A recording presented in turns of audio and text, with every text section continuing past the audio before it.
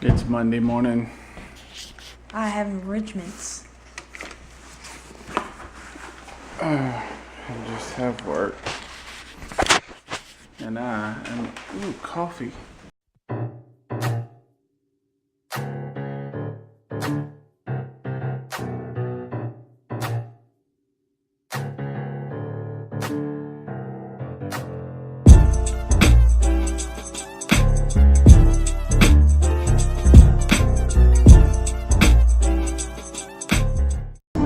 Probably one of the more difficult things about my job, and I guess life in general, is routine. See, routines aren't a bad thing. It's something that's just part of life. There's certain things that you do every day. You wake up every day. You brush your teeth every day. You know, they're just routine. And a lot of times, our lives become just the next routine. Every step in life is just the next part of our routine. And starting the week off is part of a routine. You know, I take the boy to school, go to work, and Monday I've got a certain set of things that I do on Monday. Here's what it looks like. Each week it's the same thing. I come into my office, I sit down, I start getting ready for the week. And I've got a notebook and I make a list of everything that I need to do during the week. And usually every day 4 or 5 things are added to the list. And so first thing Monday mornings, I make my list. What do I need to accomplish? Website, Bible study, graphics, just stuff going on. So it's part of a routine. And I don't think routines are bad things. We've turned that into a negative term. And when I say we, I'm talking about the church. We say something about like, church doesn't need to be a routine to you. And I guess the word routine takes on a whole lot of different meanings. If you're a cheerleader or you're a dance choreographer, routine means something, but just the repetitive, doing the same thing over and over again. And, you know, worship needs to be a different experience each time because there's something different going on in your life every day. So I don't think there's anything wrong with saying the routine of coming to church. I believe you should come to church. It says not to forsake the gathering of God's people. So I think we're supposed to come together in corporate worship. But the problem is when the mundaneness of just doing the same thing over and over again when your heart's not in it. And I come to work every day, and I love my job. But there are some days that I come in and it's just kind of going through the motions. My heart's not in it. And a lot of times when my heart's not in it, it's because my mind's somewhere else. So finding the balance between making sure you are staying with your routine, but making sure that it's more than just something you feel you have to do. It's something that you're wanting to do. One of the, hang on a second there. One of the things that's out of my routine is blood work. About once every 5-6 months or so, I have to come get some blood work done. And I got there this morning, and the nurse said, hey, one of the things it's not time to do yet, yada, yada, yada. And so I said, okay. And then I started thinking, I said, if I go to Birmingham and the doctor fusses at me because I didn't get all my lab stuff done, I'm going to be upset with myself. So I said to the lady the vampire was about to take my blood, I said, hey, she said it wasn't time for something. And the nurse came in, she said, yeah, your insurance only lets us do that once a year. So if we do it again, you're going to get stuck with a big bill. And I said, well, I don't want that. She said, I'll send the old results. I said, that's cool. And then when the lady got through getting my blood, she said, okay, just go have a seat. And I said, is there something I need to wait for? Because normally I just come in and give the blood and I'm gone. She said, and I said, this isn't for this doctor, this is for this doctor. And she said, okay, then you can go. And so then I left and I went, well, what if that other doctor said I needed something? So I went back and the receptionist said, nah, you're good. I said, okay. It's because it's not part of my routine. I don't know what I'm supposed to be doing. But I go see this other doctor in a couple of days and he's probably going to fuss at me because I forgot something. Oh well. Routine. This is going to change my routine. Sushi has become a part of me, and I am changing. Only once a week am I going to have sushi, and it just so happens that today is going to be that day.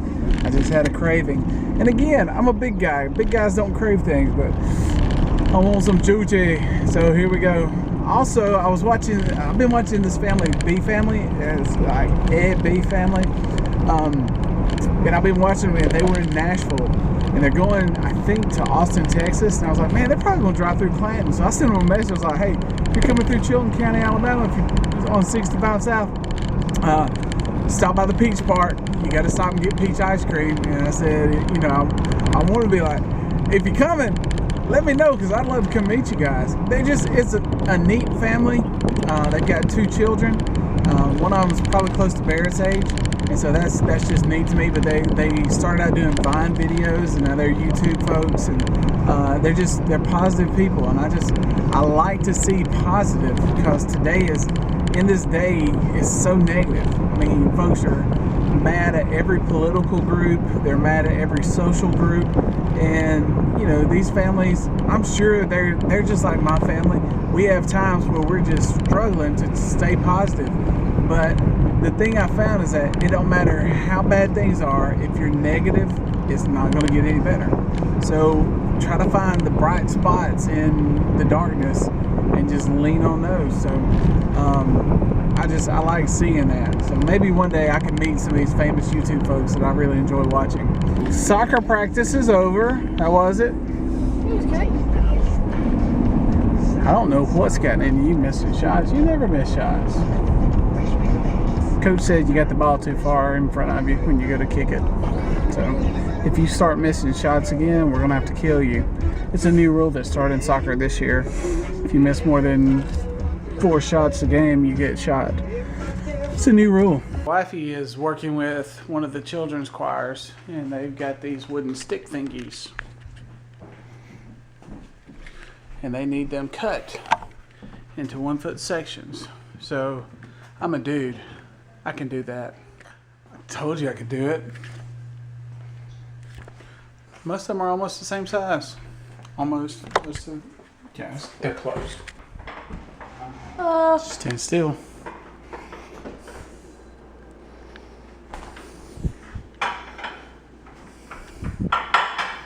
Did you wash behind them ears? I didn't. You did? I thought they were clean. Why didn't you wash behind your ears? Do I need to name other body parts to see if you washed them? Did you wash any of your body parts? I did. Okay. Hey, the chicks don't like it when you're funky. I took a shower one time and look what I caught. What's that say? What's that saying about me? It says that you like fresh smelling people. All it took was one good snort of me and she was hooked. Very quiet. I'm having rabbit food. It's pretty good. We were talking about political figures, and Jessica was talking about John F. Kennedy, and I asked her, did we celebrate his birthday, or just was it like the memorial of his assassination? And Barry said, why do we celebrate? And I just jokingly said, because he was Catholic. And I said, they wanted to change the currency when he was president. Barry, you remember what they was going to change it to? You say it. Instead of "In God We Trust," my daddy used to always say, Kennedy wanted to say "In the Pope We Hope." And then me, I just threw in the President Obama wanted "In Allah We Follow." Yeah, that's funny. I'm not getting in trouble. Nobody watches our stuff. Oh, you're bad. We're losers. Nobody cares about us. So, comment below how offended you were by my semi-joke. By the way, you got a lot of views on okay, she doesn't have a potty mouth. Potty mouth. She doesn't have a potty mouth? Wait, there's another one. How many views? I didn't realize I was talking like this. I didn't realize. I hope you'll never do that again. I won't. On the table. On the side of the table. Tell her it's not a table, it's an island. Shut your face.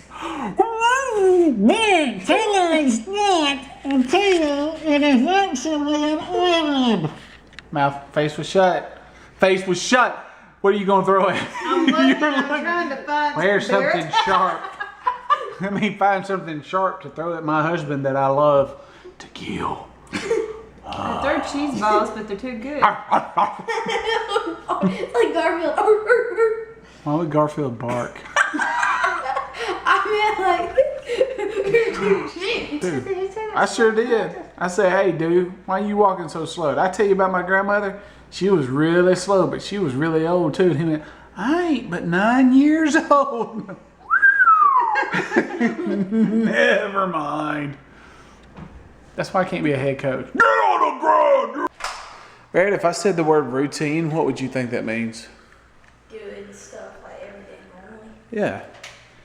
What's a routine for you? What's something that's routine for you? Eating breakfast. Okay. What else? Is there something you do every night? Bible. Bible. You do a Bible? Quiet time. Quiet time? Okay. I've been talking to him today about routines and things that we do all the time. And this is not something we routinely do. We don't come up here a whole lot. When we built this house, of course you've seen the basement. That was for Granddaddy. And then this was, Jessica just said, it'd be neat to have a bonus room. So here's our bonus room. We can't afford to run the air conditioner or the heater. So we've got a couple of months out of the year we can actually come up and enjoy it. And it's the catch-all for Barrett's toys. Routine, he goes to bed every night. Routines aren't bad if your heart's in it. So, yeah. So love God, love people, be better.